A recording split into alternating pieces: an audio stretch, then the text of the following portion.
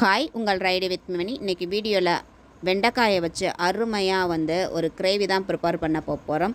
So இது வெண்டைக்காயில் பண்ணதா அப்படின்னு ஆச்சரியப்படுற அளவுக்கு அதோட டேஸ்ட்டும் ஃப்ளேவரும் பக்காவாக இருக்கும். அதுவும் சப்பாத்தி கூடையெல்லாம் வச்சு சாப்பிடும் பொழுது வழக்கத்துக்கு மாறாக அதிகமாக சாப்பிடுவாங்க, அந்த அளவுக்கு இருக்கும். ஸோ வாங்க அதை எப்படி ப்ரிப்பேர் பண்ணுறது அப்படின்னு சொல்லி பார்க்கலாம்.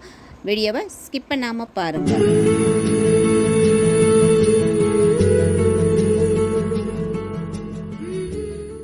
ஒரு கடாயில் எண்ணெய் ஆட் பண்ணிக்கலாம். எண்ணெய் காஞ்சதும் வாஷ் பண்ணி கட் பண்ணி வச்சுருக்க வெண்டைக்காயை ஆட் பண்ணிவிட்டு 1/2 கிலோ அளவுக்கு எடுத்திருக்கேன். ஆட் பண்ணிவிட்டு உப்பு ஆட் பண்ணி நல்லா எண்ணெயிலேயே இதை வதக்கி விட்டுக்கரலாம். நல்லா அந்த வெண்டைக்காயை நம்ம இப்படி வதக்கிறதுக்கு முன்னாடியே வாஷ் பண்ணிவிட்டு காட்டன் துணியால் நல்லா அதை தொடச்சிட்டு அதுக்கப்புறமா நம்ம இந்த மாதிரி கட் பண்ணிவிட்டு வதக்கணும். அப்படின்னா குயிக்காக வதங்கி வந்துடும். ஸோ அந்த பிசுப்பு இதெல்லாம் போயிடும். ஸோ இதில் நல்லா அதை வதக்கி விட்டுட்டோம் அப்படின்னா நல்லா ஒரு சில காய் பார்த்திங்க அப்படின்னா அந்த ப்ரௌன் கலராக வர ஆரம்பிக்கும்.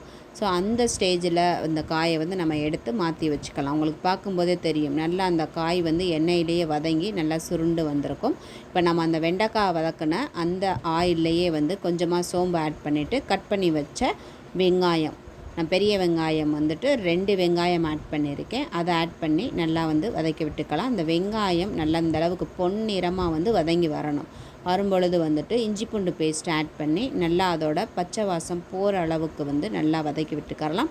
பாருங்கள், நல்லா வதங்கிருச்சு. இந்த ஸ்டேஜில் 1 ஸ்பூன் மிளகாய்த்தூள், 2 ஸ்பூன் மல்லித்தூள், கொஞ்சமாக மஞ்சள் தூள், ஒரு 1/4 ஸ்பூன் அளவுக்கு கரம் மசாலா போட்டு மீடியம் ஃப்ளேமில் வச்சு இந்த மசாலாலாம் கருக விட்டுறாமல் நல்லா வதக்கி விட்டுக்கரலாம்.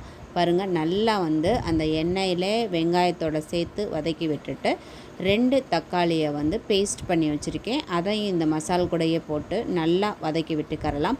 நல்லா வதங்கி இந்த மாதிரி எண்ணெய் பிரிஞ்சு வரும். ஸோ இன்னும் அது நல்லா அது வதங்கிறதுக்காக கொஞ்சமாக தண்ணி ஆட் பண்ணி நல்லா கொதிக்க விட்டு இந்த மாதிரி எண்ணெய் பிரிஞ்சு வரணும். அது வரைக்கும் வெயிட் பண்ணணும். நம்ம அந்த ஊற்றின தண்ணி பார்த்திங்கன்னா நம்ம கொஞ்சம் தான் ஆட் பண்ணோம், அதுவுமே வற்றி சுருண்டு வரும். இந்த ஸ்டேஜில் கொஞ்சமாக அடித்து வச்ச தயிர், கட்டிகள் இல்லாமல் நல்லா ஸ்பூனால் அடித்து ஒரு 3 ஸ்பூன் அளவுக்கு தயிர் ஆட் பண்ணி நல்லா மிக்ஸ் பண்ணி விட்டுக்கிறணும். இந்த தயிர், இந்த கிரேவி எல்லாமே மிக்ஸ் ஆகிற மாதிரி நல்லா மிக்ஸ் பண்ணி விட்டாச்சு. உங்களுக்கு பார்த்தாலே தெரியும் நல்லா கொதிஞ்சு அந்த எண்ணெயெல்லாம் பிரிஞ்சு வர ஆரம்பிச்சிருச்சு. இப்போ கொஞ்சமாக உப்பு ஆட் பண்ணிக்கலாம். ஏன்னா ஏற்கனவே வெண்டைக்காய் வதக்கும் பொழுதும் உப்பு ஆட் பண்ணியிருக்கோம். ஸோ நல்லா வதக்கி மிக்ஸ் பண்ணி விட்டாச்சு. இப்போ பாருங்கள், நல்லா கொதிஞ்சு எண்ணெய் பிரிஞ்சு வர ஆரம்பிக்குது. இந்த ஸ்டேஜில் நம்ம வதக்கி தனியாக வச்சுருக்க அந்த வெண்டைக்காயை ஆட் பண்ணி மிக்ஸ் பண்ணி விட்டுக்கரலாம். நல்லா மிக்ஸ் பண்ணி விட்டாச்சு. இப்போது டேஸ்ட் பார்த்து உப்பு தேவைப்பட்டது அப்படின்னா ஆட் பண்ணி மிக்ஸ் பண்ணி விட்டுக்கோங்க. அப்படியே அந்த இது மீடியம் ஃப்ளேமில் வச்சு நம்ம குக் பண்ணும் பொழுது அந்த வெண்டைக்காயில் இந்த மசாலா எல்லாம் இறங்கி டேஸ்டியாக இருக்கும் குக் ஆகி. ஸோ மீடியம் ஃப்ளேமில் மூடி போட்டு ஒரு நிமிஷம் அப்படியே குக் ஆகட்டும். பாருங்கள், நல்லா அது திக்கான கன்சிஸ்டன்சியில் அருமையாக அந்த வெண்டைக்காய் எல்லாமே மசாலா பிடிச்சி அருமையாக குக்காகி வந்துருச்சு. இந்த ஸ்டேஜில் நல்லா ஃப்ரெஷ்ஷான கருவேப்பிலை 2 எனக்கு போட்டு ஒரு மிக்சிங் கொடுத்துட்டோம் அப்படின்னா பர்ஃபெக்டான வெண்டைக்காய் கிரேவி தயாராக இருக்குது. ஸோ இதே மாதிரி நீங்களும் வீட்டில் செஞ்சு கொடுத்த அசத்துங்க. டேஸ்ட்டு அட்டகாசமாக இருக்கும். அருமையாக அதே நான்வெஜ்ஜை அடிச்சுக்கும், அந்த அளவுக்கு ஃப்ளேவர்ஃபுல்லாகவும் டேஸ்ட்டாகவும் இருக்கும்.